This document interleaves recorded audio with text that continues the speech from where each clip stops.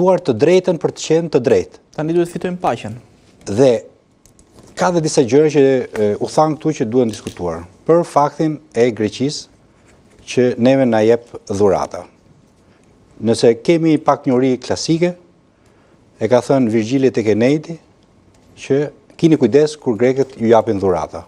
Si dhurata për Kosovën, si dhurata për gazin për Shqipërinë. Tubi. Sepse ky gazi që na vjen në Shqipërinë mos është fakt për t'i dhënë një vizë Edi Ramës për të shkuar për të takuar Trumpin, për kaq po e shesim në Shqipërinë, që na kaloi tubi këtu.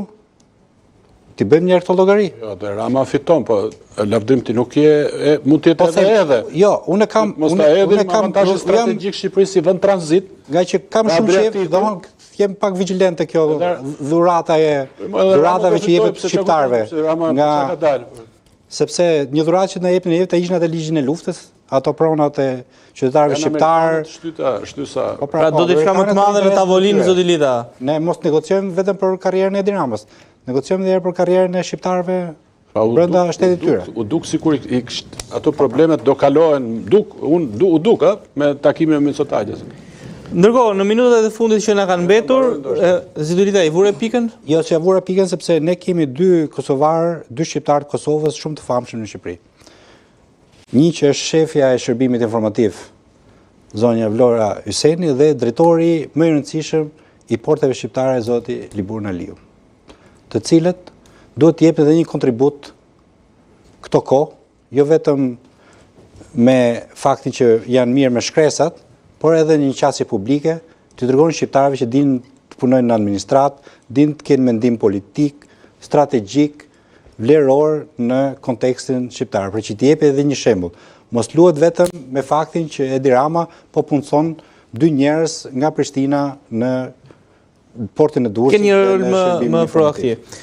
Ndërkohë, një çështje shumë e nxehtë ka qenë ajo e mesazheve të cilat ka shkëmbyer ministri jon i jashtëm zoti Ferit Hoxha në një grup komunikimi në WhatsApp, teksa grupi është me pjesëmarrës nga të gjitha ambasadat shqiptare. Me sa duket ka qenë një lloj komunikimi i nxituar prej ministrit, por ka shkaktuar një furtunë shumë të madhe. Si e keni parë ju këtë zoti Nazarko?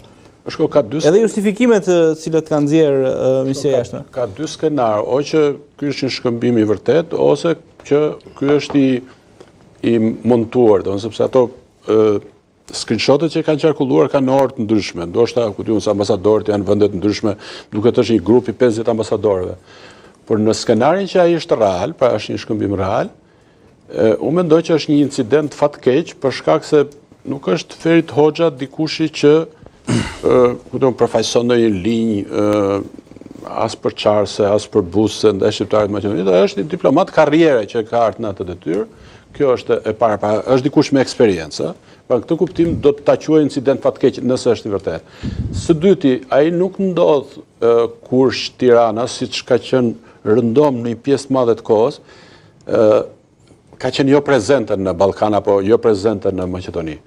Para se të vinte Hoxha, ka qenë Spiropali në Maqedoni dhe ka trajtuar, ndryshoi cilësisht sjelljen e Tiranës në Maqedoni, duke takuar të dy krahët me barazë largësi, edhe krahun pushtet edhe pati dhe një incident me mënyrën si quajti shqiptarët. Pati një vizitë të presidentit Begaj, pra Tirana ishte e pranishme.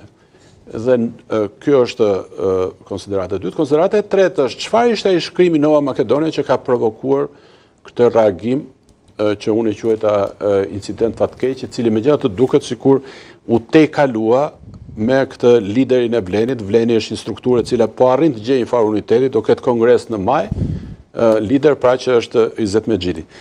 Shkrimi Nova Makedonias është reagim nervoz i një gazete që është afërt me qeverinë dhe që thotë, shikoni, thotë se shqiptarët po duan të bëjnë platformën e Tiranës 2.0. Që duan, thot, duke thënë që shqiptarët janë faktor shtetëformues, duan që të rishikojnë kuadrin e drejtave kushtetuese, kushtetutën tonë, dhe e kanë thënë këtë në samitin e diasporës, e ka thënë dhe kryeministri, e ka thënë dhe ministri i jashtëm, dhe ishte një qëndrim i tillë dhe që ndodhi para këtij reagimi, patëm protestën e studentëve. Në këtë protestë të studentëve çfarë vumre? Që ndërsa Kosova zyrtare e marrë me këto telashet me gjas s'kishte kohë, nuk e mbështeti protestën e studentëve, që provimet mbajshin Shqip, provimet e jurisprudentëve. Shqipëria i dha dukshmëri, edhe për shkak të përfshirjes ambasadorit, i dha dukshmëri liderit të protestës së studentëve. U prit nga presidenti, u prit nga ministri i jashtëm, ishte folës në samit. Dhe ndërsa ndodhen gjitha këto